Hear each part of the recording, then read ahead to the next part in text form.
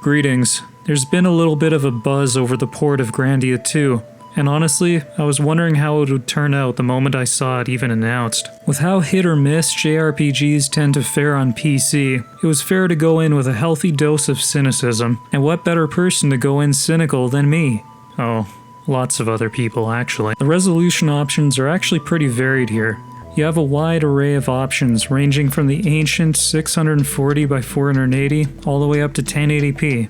One problem though is that it doesn't have widescreen support. If you disable the keep aspect ratio option, you can at least make it go widescreen, but it's not that great looking, honestly. Surprisingly enough, there is actually an MSAA option too, along with VSync. It's not the best graphic options menu around, but hey, you may want to take notes, Square Enix. Oh, one interesting addition is the inclusion of an option between English and Japanese voiceovers. This is going to be important to some people, and for a weeaboo like me who played the game multiple times back on the Dreamcast, it's neat hearing the characters in a new way like that. Gamepad support is here, although I had to fiddle around in order to get it to work in-game. You have to enable an option that says, select the device you want to use with older programs, for a game released just today. The keyboard controls are, well, you could probably make it work, but considering the mouse is out of the equation here, I'd just recommend going with a gamepad. One thing that's sorely lacking is a music, speech, and sound effects volume slider.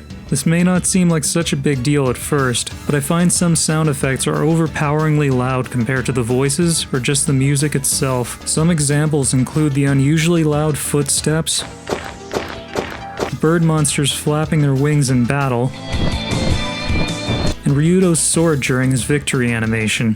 You better practice if you want to beat me. The audio mix is just all over the place, and it can be really distracting at times. As far as the game itself, it looks about as good as you could expect considering it was made in a pre-9/11 world. Considering it was made in the year 2000. It's aged a little worse than I expected, honestly. But one thing that really made me raise an eyebrow, and what you probably have noticed from the video, is the game's frame rate. Grandia II's PC port is indeed locked to 30 FPS. For a JRPG with mostly menu-based, turn-based combat, that's not a massive issue gameplay-wise.